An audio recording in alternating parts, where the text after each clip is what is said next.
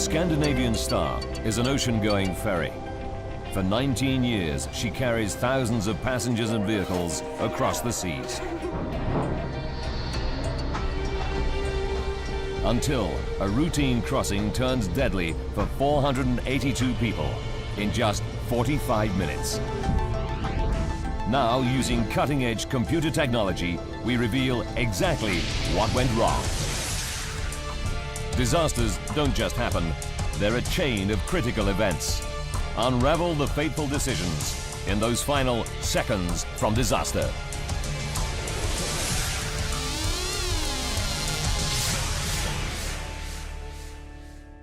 Norway. Oslo. Friday, April 6th, 1990. It's the start of the Easter holidays, and after a brand new renovation, the 142-meter-long cruising ferry Scandinavian Star has just joined the popular route between Norway and Denmark. She's due to depart from Oslo at 7:30 p.m., carrying cars and 383 passengers and 99 crew. But the loading of the ship falls behind schedule. Waiting in a car on the dock with her family is Heidi Jensen. She was just 11 years old. We heard about the delay, so my mother and brother went on board, while my dad and I waited. He'd been a sailor, and I had lots of silly questions to ask him. I asked him about the lifeboats and if he had been in one and what it was like. And I remember he said he wouldn't recommend it. Despite the delay, the passengers are looking forward to an uneventful 13-hour voyage.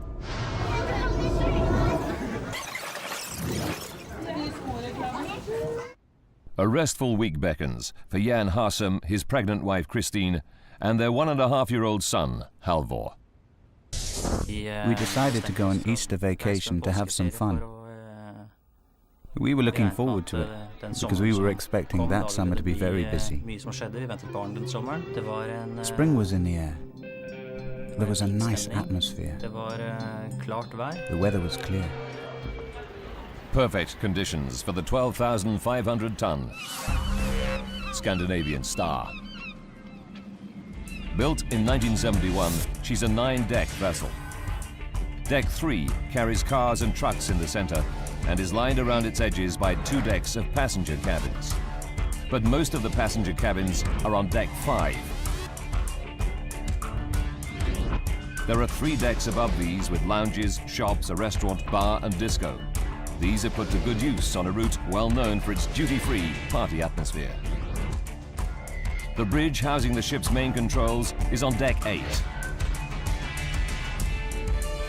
On duty that night is Hugo Larsen. The passengers are in safe hands. He's been a ship's captain for 22 years.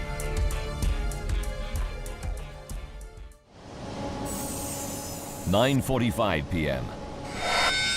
The mooring lines are cast off, and the Scandinavian Star finally gets underway 2 hours 15 minutes late.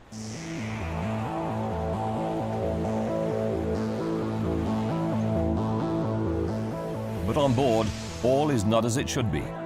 The interior renovation is unfinished, and there's confusion over the simplest tasks. Jan Harsum has already had a mix-up over his cabin number, and at reception, the problems continue. Then the key we were given wasn't the right one, so I had to go all the way back to reception again to get a new key. Even an 11-year-old can see that all is not right on the ship. The crew didn't understand Norwegian or English or anything, and were running about looking very stressed. But soon, the disorganization seems little more than an inconvenience. They put the problems behind them and begin to enjoy the restaurant, bar, and other facilities on board. I was looking forward to going to the tax-free shop and doing some shopping. It's the sort of thing girls that age enjoy. I didn't want to stay in the cabin. That was boring. It's midnight. The younger passengers like Heidi are in bed. Jan Harsum is restless and leaves his wife and young son to sleep in their cabin on deck 5. Our son Halvor was only little and needed to sleep, so I walked around the ship a bit, just observing people and situations, and it seemed as if people were settling in. The Scandinavian Star is now at her cruising speed of 21 knots. The sea is calm, the night clear. The gentle motion of the ship promises a good night's sleep for the passengers already in their cabins. Yet, for some of them, their fate has already been sealed. 2 a.m. The Scandinavian Star has been underway for 4¼ hours. Those passengers who are still awake are having a good time in the ship's bar and disco on deck 8. But 5 decks below, a small fire breaks out in a corridor on deck 3. The fire takes hold and gains strength. It creeps up the walls and along the ceilings. The passengers on the decks above sleep on or party. By 2:09 a.m., the fire reaches into a stairwell and begins to climb through the ship's interior, setting fire to deck 4 above. Still, none of the passengers have any idea that beneath their feet, the fire is eating its way through the ship. And neither does Captain Larsen up on the bridge of the Scandinavian Star. Despite the smoke and flames of the growing inferno, no one has yet seen the fire and raised the alarm. A group of young athletic students are enjoying the freedom of the ship on their way to a training camp. One of them is Vidar Skillingsas. He was just 14 years old. For a 14-year-old travelling without parents to Denmark, along with the rest of the gang, it was very exciting. And clearly, not having to go to bed when our parents would have told us to was great. So we could explore the ship's facilities, like the disco and slot machines. 2:11 a.m. Suddenly, Vidar and his friends notice smoke pouring from a stairwell on deck 5. We saw smoke rising from the floor below, so we went straight down to reception. Solvi Egerhot is on duty at reception on deck 5. 3 boys came running towards me and they were screaming, "There's a fire!" At first they didn't take us seriously, but then they saw the smoke following us. I saw the smoke billowing after them. It was so thick I could barely make them out. And I stood there thinking, we can't deal with this. We're going straight to hell. So I call the bridge, call Captain Larsen, and tell him there's a fire raging on the stern deck. It's 2:15 a.m. and finally, 15 minutes after the fire has ignited, Captain Hugo Larsen gets his first warning. Simultaneously, warning alarms, which only sound on the bridge, go off as other people see smoke and raise the alarm by hitting the emergency switches. But Captain Larsen has no idea of the scale of the fire. Every decision he makes, every turn of events over the next 30 minutes will affect the lives of the 482 people on board.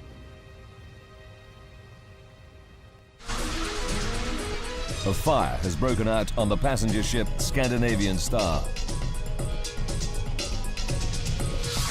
2 of the 8 decks are ablaze. And 482 people are in grave danger.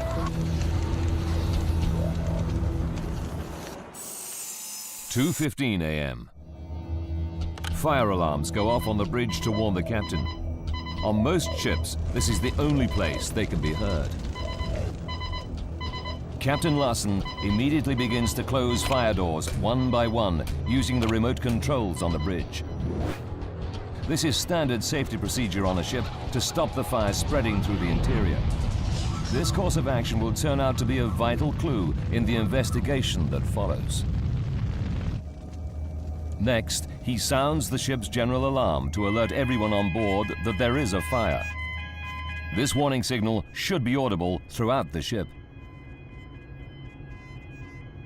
2:20 a.m. 3 decks below the captain, on deck 5, Jan Harsem is woken by his pregnant wife. They're sharing a cabin with their 1.5-year-old son, Halvor. And then I see Christine leave the cabin. And I pick up Halvor on my arm and leave. The moment I get out into the corridor, I realize I've come straight from a deep sleep into something I really cannot comprehend. Because I cannot see anything. There's smoke everywhere like a thick, thick fog. So I can't even see the walls of the corridor around me.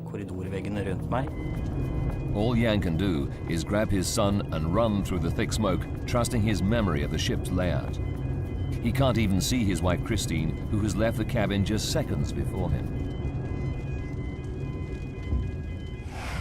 By now, the fire is a raging inferno, and it spits out a fireball that races across an open area from one side of the ship to the other on deck 5.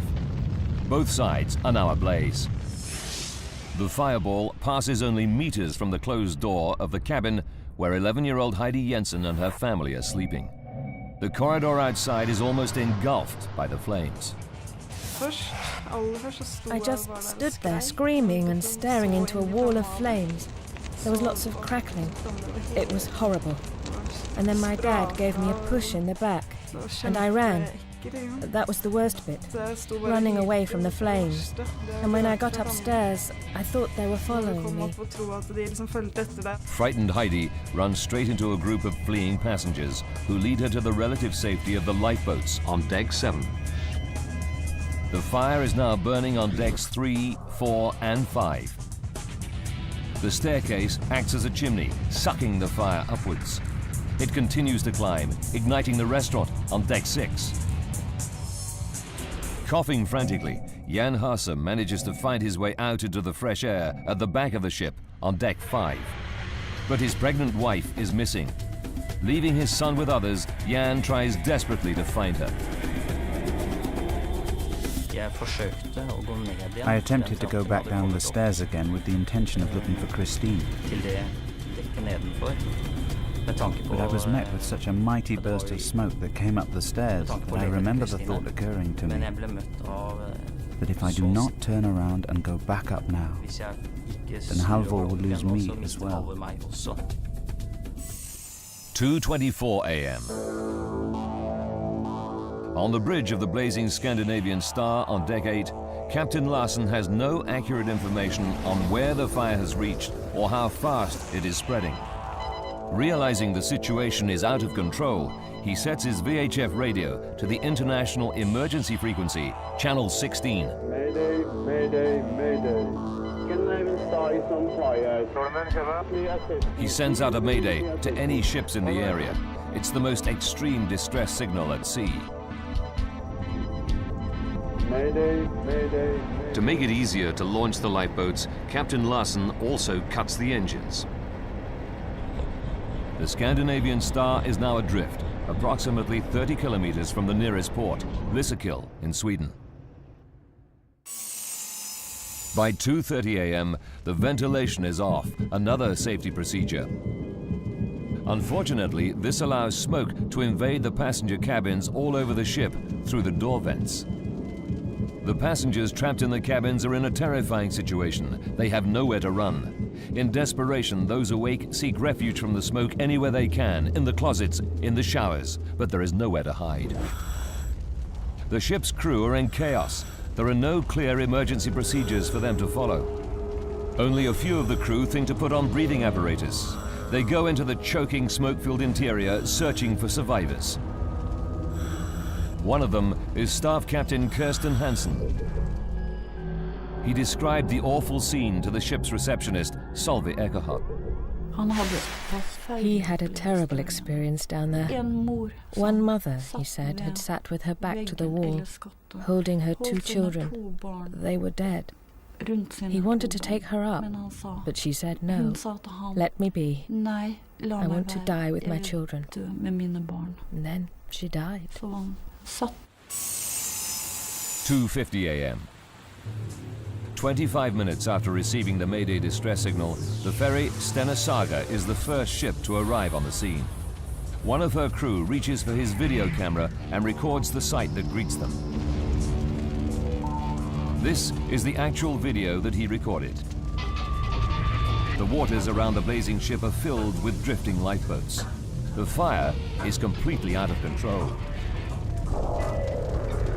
The captain of the Stena Saga, Lennart Nordgren, describes the scene. We saw the whole of the stern ablaze.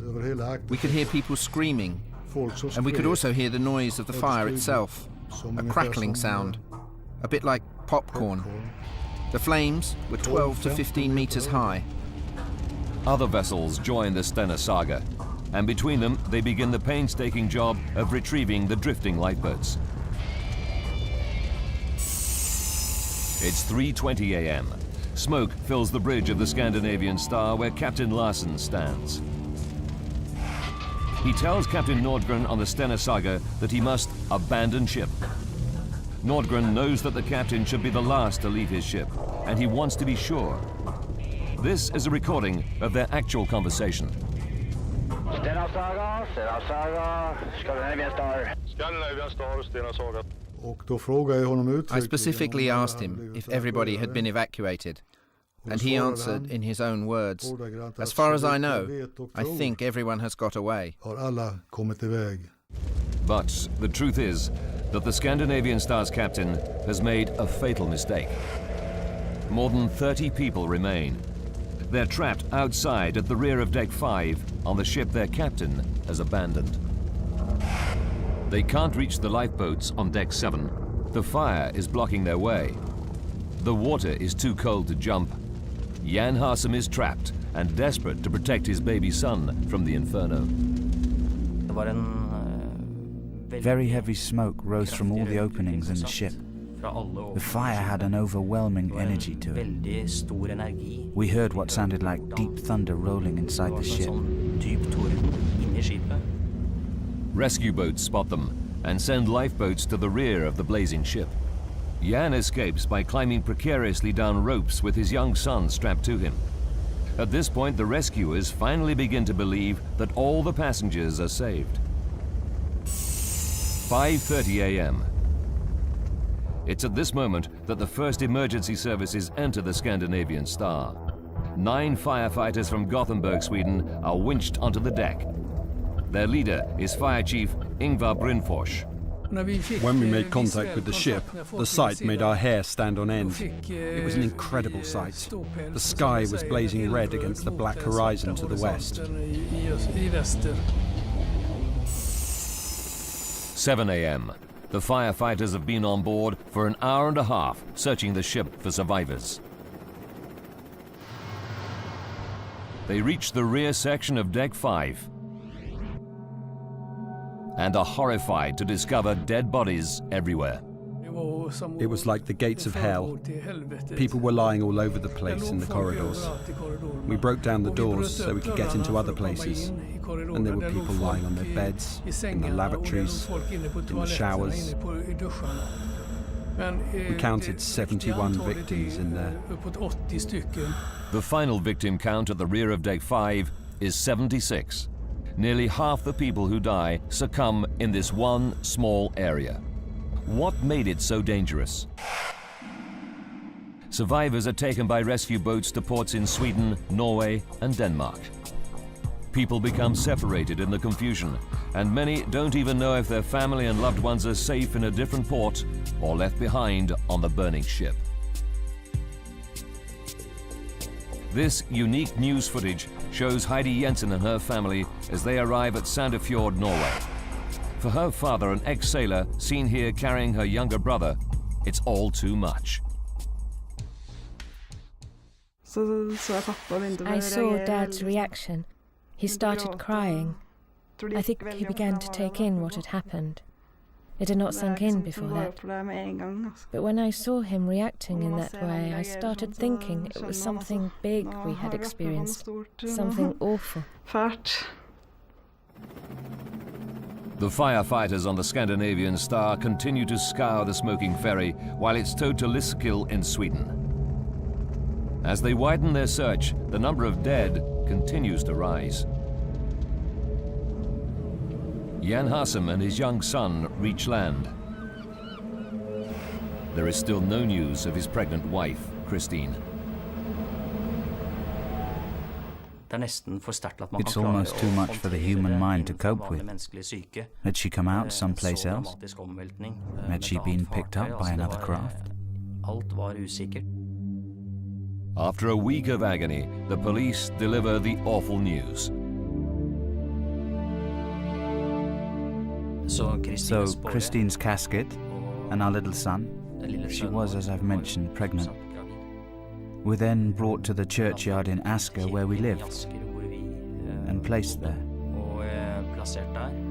Christine Hassem leaves the same cabin as Jan at the same time, yet he lives and she dies. She's one of a staggering 158 victims that lose their lives in just 45 minutes aboard the Scandinavian Star. Now, by rewinding the events of that fateful day and by going deep into the investigation, we can reveal what truly happened. How did the fire start? Why did so many people die in one small section of the ship? Advanced computer simulation will take us where no camera can go, into the heart of the disaster zone.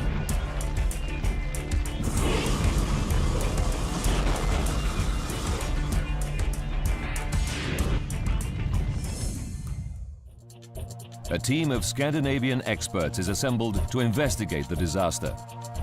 Using their data, we can piece together the deadly chain of events to find out what caused this terrible tragedy. This is their actual footage of the aftermath. How does this devastating fire start? To find out, they first have to track down where it began, the point of origin. Leading the fire investigation team is the head of the Norwegian Fire Research Institute, Kjell Schmidt-Pedersen. What we were supposed to do is to describe the development of the fire, what started the fire, at what time it started, where it started. It's not necessarily easy to find the origin, so you have to go backwards. The whole thing is a puzzle. The investigators track the path of the fire damage through the interior of the wrecked ship.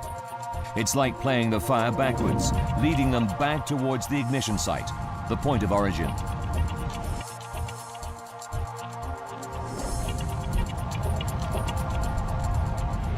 The trail ends in a corridor on deck 3. They know that the answer to what starts this devastating blaze must lie in the wreckage of this corridor seen here in their original video. They believe a pattern of burn damage marks the exact spot where the fire started, and they discover traces of linen there. They conclude that the fire was started in a pile of bedding. But what sets the bedding on fire? There was no electrical equipment, there was no heating from the chimney case, and there was no hydraulic oil system in that corridor. We found no equipment or anything that could have naturally started the fire. Could it have been set accidentally by a passenger or crew member? They discover that the passenger cabins on deck 3 were not in use. The deck should have been empty. They're mystified. The truth will only become clear when the investigators unravel all the secrets of the fatal blaze on the Scandinavian Star. 2 a.m. Using forensic science, Schmidt-Pedersen's team calculate that this is the earliest start time for the fire. 45 minutes to disaster. The investigation now focuses on the escalation of the blaze. How did a fire in a simple pile of bedding turn into a massive blaze that sweeps through the 142-meter-long Scandinavian Star? A fatal fire tears through the ferry Scandinavian Star. It kills 158 men, women and children and is one of the worst maritime disasters in Scandinavian history. Using advanced computer graphics based on the official report, we go deep into the investigation to unravel the deadly chain of events. What started this awful fire remains unclear. Fire investigators do establish that 2 a.m. is the earliest possible moment that the fire began, when a pile of bedding on deck 3 ignited. But the investigators are puzzled. How did this small fire grow into a massive blaze? To fully investigate the fire on the Scandinavian Star and unravel its secrets, they have to recreate the fatal blaze. But this time, in the laboratory. So we had to make a full-scale experiment, and with the same type of corridor as we had on board the ship, because that was important to the development of the fire. And with the same material used, everything the same. The bedding fire alone would have burned out. With the ship's steel walls and fireproof asbestos lining, the fire should have had nowhere to go. And when they examine the burnt-out interior, they find the asbestos boards, although buckled, have not burnt. If it isn't the lining boards themselves, what is the fuel source for the fatal blaze? Something is fueling the fire as it races through the ship. The investigators are mystified. They dig deeper. What they discover is that the decorative white finish that covers the asbestos boards has completely disappeared. But this thin lining is barely 1.6 millimeters thick, little more than the thickness of a CD.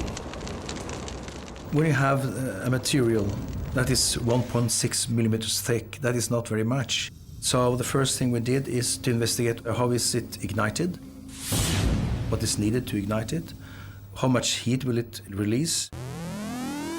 Schmidt-Pedersen's experiments reveal that the wall lining is in fact extremely flammable. Calculations show that burning a 1 meter square piece of this lining turns out to be roughly the equivalent of throwing 1.5 liters of petrol into the blaze. The main fuel for the fatal fire is this thin lining. Its only job is to make the ship's interior look good, but the lining is so flammable, the fireproofing of the asbestos is useless. 36 minutes to go. Based on their experiments, Schmidt-Pedersen's group calculate that this corridor lining is now burning out of control. They now know that it fuels the fire. But how does it get beyond the corridor on deck 3? Why don't the ship's fireproof bulkheads and fire doors contain the blaze in the corridor? We have 2 bulkheads on the ship, one here and one here. And they're supposed to divide the ship into 3 different compartments, giving the result that a fire within one compartment should not spread to the other compartment. Fire doors allow passengers through the bulkheads and subdivide each compartment to contain a fire.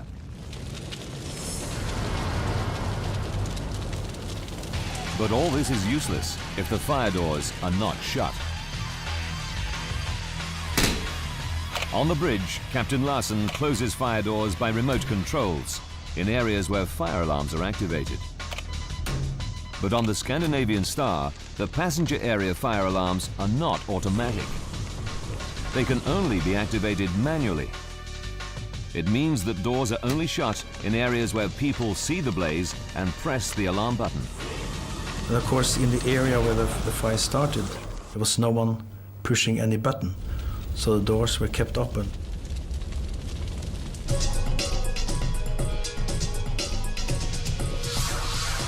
"36 minutes to go. The fire passes through the open fire door and into the rest of the ship. But what puzzles investigators is that the fire seems to reach deck 5 much more swiftly than it should. And when it gets there, it roars across the ship in a fireball. What makes it spread so rapidly through the interior? Eyewitness testimony is a key part of unraveling the chain of events. 25 minutes. Kristen Blindheim stumbles out of his cabin on deck 4 towards the nearby staircase. We were only a couple of meters from the stairwell, and there was black smoke rolling down the stairs. But hot smoke should rise, not fall. How can Kristen Blindheim see smoke traveling down the stairwell? That is a bit puzzling that the fire is going like that. So we were a bit, not surprised, but we thought that was weird. Investigators follow the trail of the smoke and fire damage downhill. It leads them to this door on deck 3, where the passenger area joins the car deck. This photograph from the investigation shows a pattern of fire damage which leads them to believe that the door was partly open during the fire.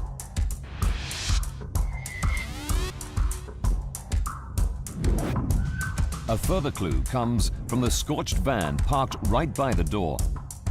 This damage can only have been caused by hot gases coming through the door and burning the vehicle. The car deck is ventilated by powerful fans designed to suck dangerous vehicle exhaust fumes out of the ship.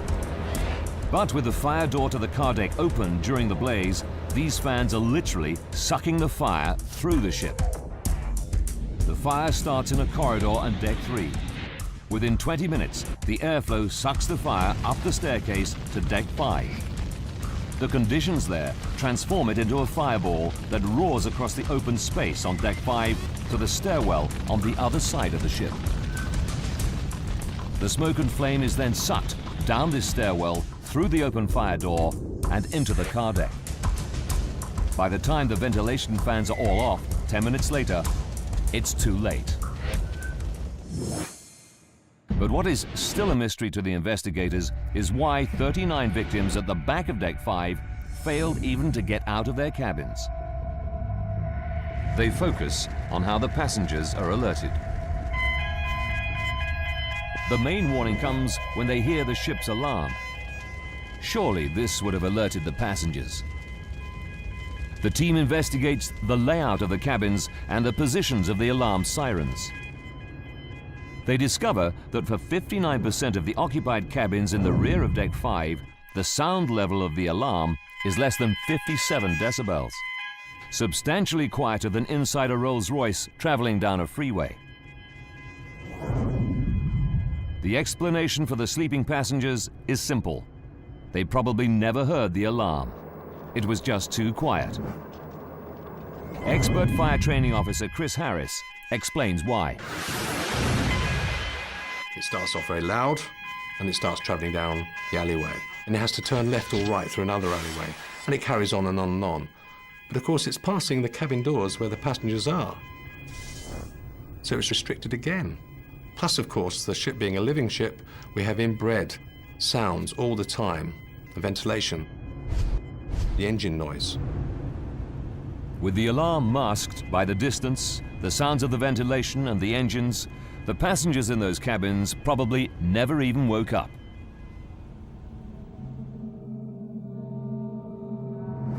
But 37 of the victims at the rear of Deck 5 are found in the corridors outside their cabins. These people must either have heard the commotion or the alarm. Why did they fail to escape? What mysterious breaks in the chain determined who lived and who died? A routine cruise on the ferry Scandinavian Star turns deadly when a massive fire on board leaves 158 people dead. With 30 minutes left, the alarm sounds and the people in the rear of Deck 5 try to make their escape. 37 bodies are found in the corridors. Jan Harsem's wife Christine is one of those victims. And yet, Jan, escaping from the same cabin at the same time, survives. What did they do differently? Investigators are mystified. They study the layout of the ship for clues about the mysterious death zone at the rear of Deck 5. What they find is horrifying. Fire safety engineer Professor Ed Galea explains. The Scandinavian Star had a particular problem on Deck 5 towards the aft section. You would find, you walked along this corridor, it's a dead end, and the exit is just back from the end of the corridor. On the other side of the vessel, you had a similar dead end, and then to get out, you need to come back. Life or death lies in the instantaneous decisions people make as they struggle to escape from the confusing maze of the blazing Scandinavian Star's interior. Jan Hassem, carrying his young son Halvor, turns right when he reaches these corridors. The body of his pregnant wife Christine is found to the left. She couldn't find an exit in the maze of corridors. He turns right, she turns left.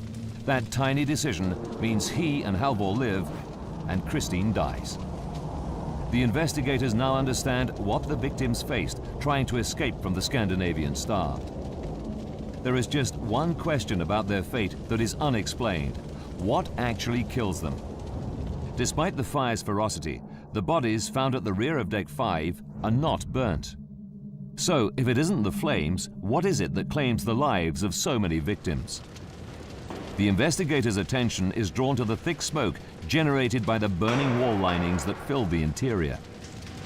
Their experiments reveal the awful fact that the smoke on the Scandinavian Star is particularly nasty.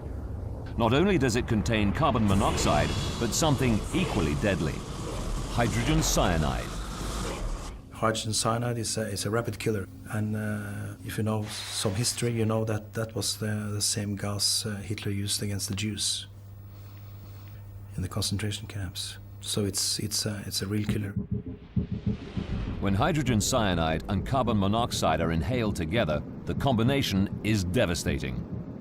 Of the 158 victims, all but 10 perish by breathing the deadly smoke.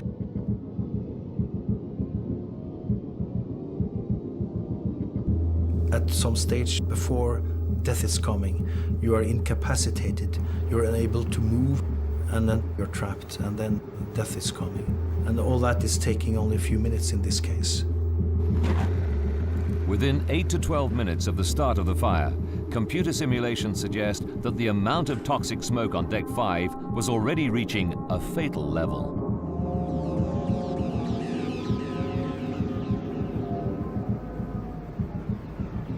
We reckoned that when the captain got a message of the fire, saw this light comes up on this board, the situation was critical already for the people on board.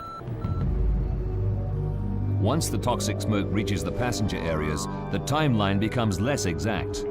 The victims did not survive to record them. 45 minutes after the fire starts, Schmidt-Pedersen's group calculate that the disaster is complete. The fire is out of control, the interior filled with deadly smoke. All of the victims in the cabins and the corridors have died, trapped in their cabins or lost in the interior. The first rescue vessel, the Stena Saga, is still 5 minutes away. But investigators remain puzzled by one thing. In an emergency situation, the crew are responsible for the safety of passengers. They're supposed to be trained to deal with emergencies. Why do they not perform better on the Scandinavian Star during the disaster? The investigators check the ship's logs and registers and interview the crew. Then they unearth the truth. The seeds of the disaster were planted more than 2 weeks before the fatal fire. The Scandinavian Star was rushed into service. The ship had only been in Scandinavian waters for 15 days. Before that, she'd been doing a completely different job, working as a casino cruise ship more than 5,500 kilometers away in Miami with a different crew. The ship's management had scheduled just 10 days to convert the ship from a floating casino cruise ship to a passenger ferry and train an almost completely new crew. It's not nearly long enough, as Master Mariner Captain Emma Tiller explains. I would not consider 2 weeks reasonable to train the crew up on a new vessel with a new layout. I would consider somewhere in the region of 6 to 8 weeks to be more reasonable. Not one single fire drill had been carried out. Even more disturbingly, they discovered that many of the new crew spoke neither English nor any of the Scandinavian languages. A fact that many of the passengers had spotted before the catastrophe. Later in the evening, I realized that many of the crew were Portuguese and didn't speak Norwegian, and to some extent, not English either. Confusion in the multilingual crew is a problem on board from the very start of the ferry's journey. When the catastrophe happens, the crew organization simply falls apart. As Lennart Norgren, captain of the rescue ship Stena Saga, explains. It turned out later that so much was missing, both in crew training and conditions on board, that they were absolutely not ready to go into service. The Scandinavian Star was simply an accident waiting to happen. Yet none of this explains the final key question. How did the fire start in the first place?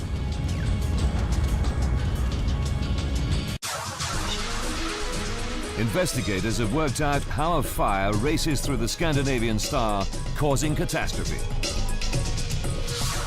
Now they focus on how the fire started. They make a chilling discovery.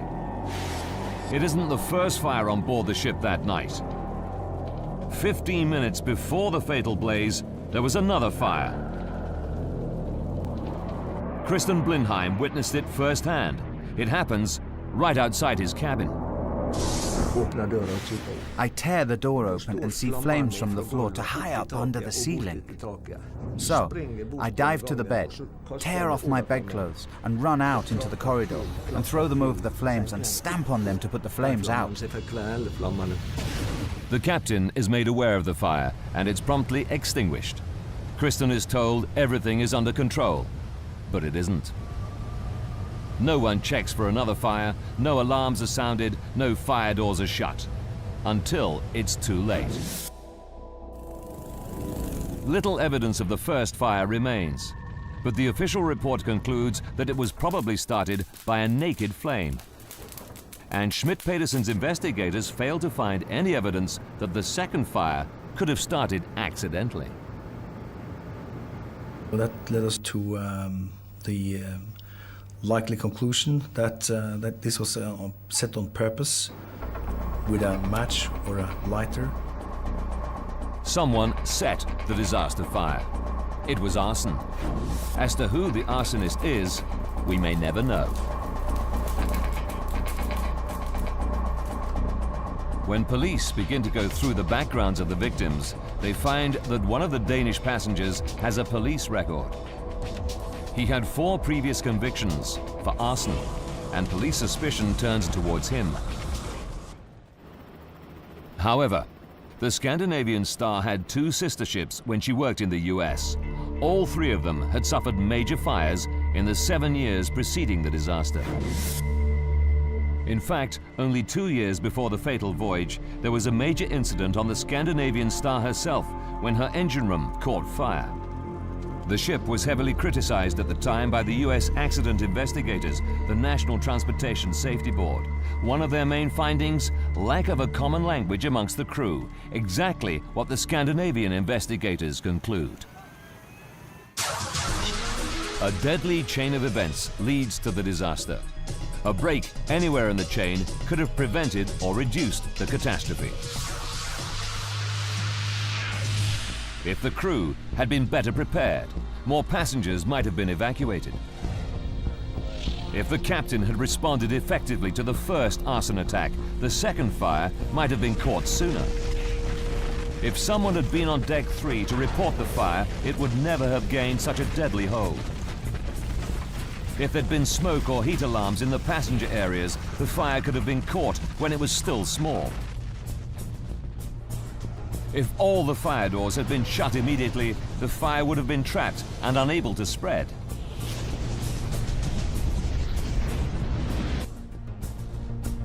If the alarm had been louder, more of the sleeping passengers would have been roused in the rear of deck 5. If the walls had been fitted with a fireproof lining that did not produce poisonous smoke. But none of these things happened, and 158 people perished.